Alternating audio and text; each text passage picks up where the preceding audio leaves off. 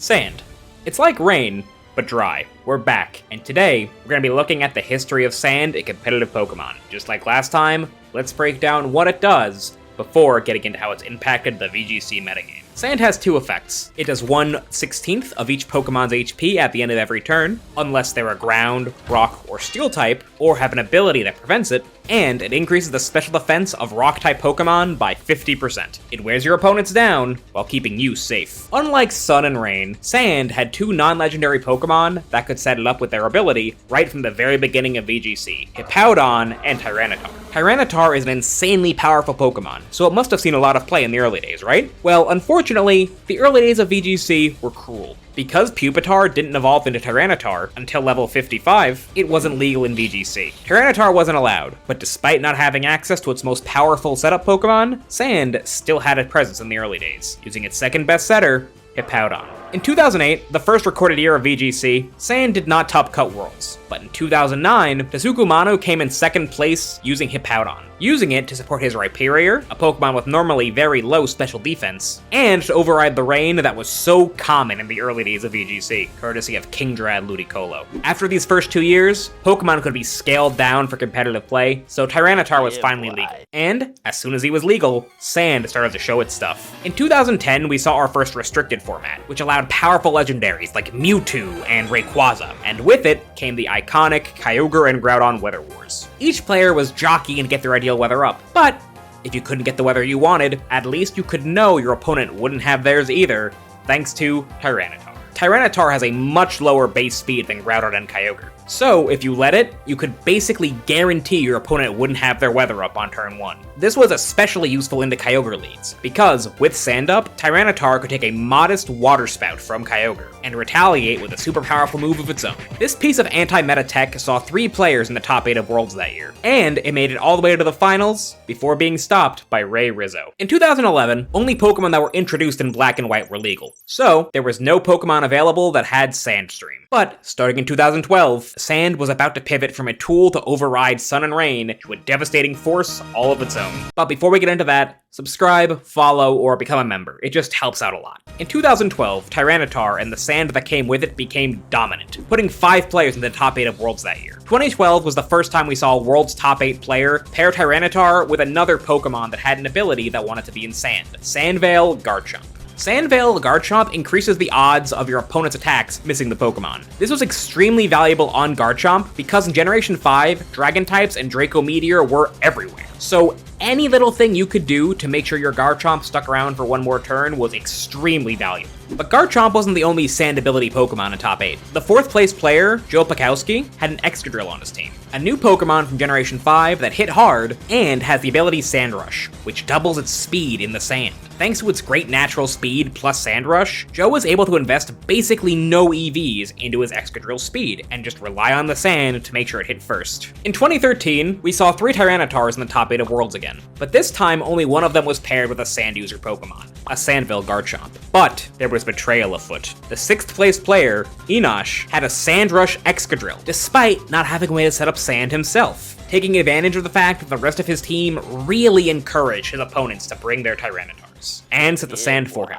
Later, in 2014, we saw the release of Pokemon X and Y, and with it came Mega Evolutions, including Mega Tyranitar. Most Mega Pokemon had different abilities from their base forms, but Mega Tyranitar kept Sandstream, allowing you to override weather without switching a Pokemon in or using a move. This was powerful, and Mega Tyranitar saw some success, top 8ing the German Nationals, and putting 2 players into the top 16 of Worlds. But normal Tyranitar was already so powerful that most trainers opted to just use the base form, and save the Mega Evolution for a Pokemon that really needed the power boost, like Mawile. So, Classic Tyranitar was more successful, with 4 of them making top 8 of Worlds that year, including on the 2nd place player Jody Azzarelli's team. While Garchomp was still popular with Tyranitar, many players were choosing to run the Rough Skin ability over Sandveil. So these teams went from having a sand focus to it just being something that benefited their Tyranitar. In 2015, Tyranitar had another great year, with 2 of these sand-agnostic teams making top 8 of Worlds. But Tyranitar with a real sand mode saw some success too, with our favorite Tyranitar Excadrill combo winning Australian Nationals and taking 6th place at the United Kingdom Nationals.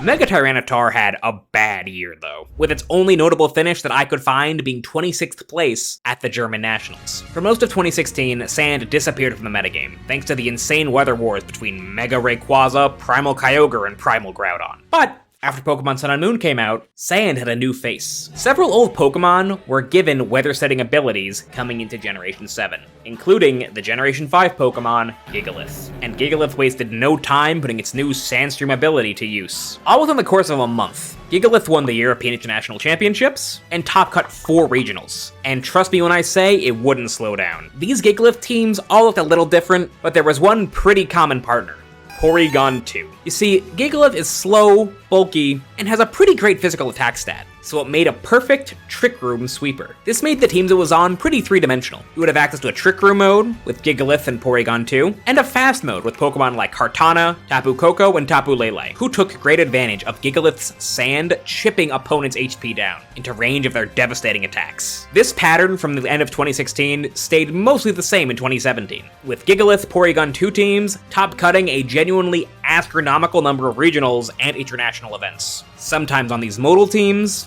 and sometimes just on hard Trick Room teams. It didn't do super well at Worlds, but trust me when I say, it was everywhere. In 2018, Tyranitar and Mega Tyranitar were back on the scene, and players had a choice to make. Tyranitar has slightly better bulk, a better move pool, and is faster, but Gigolith hits ever so slightly harder, and Mono Rock typing is better than Dark Rock typing. So, who became the Sand setter of choice? Tyranitar. What did you think I was going to say? Yes, Tyranitar was everywhere in 2018, with it making an appearance at 28 different regionals and top 8 or higher placements, including an appearance in the top 8 of Worlds. Tyranitar was seen on a variety of teams, sometimes paired with Mega Metagross, sometimes on a true Sand team with Excadrill, and somewhat sadly, often paired with Gigolith's old best friend Porygon 2. 2019 was another restricted format, and just like last time, Kyogre and Groudon washed all the Sand teams away. But in 2020, when Sword and Shield came out, Sand was back. Setting up the sand stream. Bringing the sand onto the field. Sand stream still being active on the field. Setting up that sand stream again. Excadrill loved Dynamax so much that people were willing to use Hippowdon to set it up. Haven't heard that name in a while. In fact, during the pre-COVID Sword and Shield regionals, Hippowdon Sand saw more success than Gigolith Sand, getting 6th place at the Bochum Regional Championships. This is probably because Hippowdon has access to Yawn, a move that is extremely powerful when Dynamax is leaving.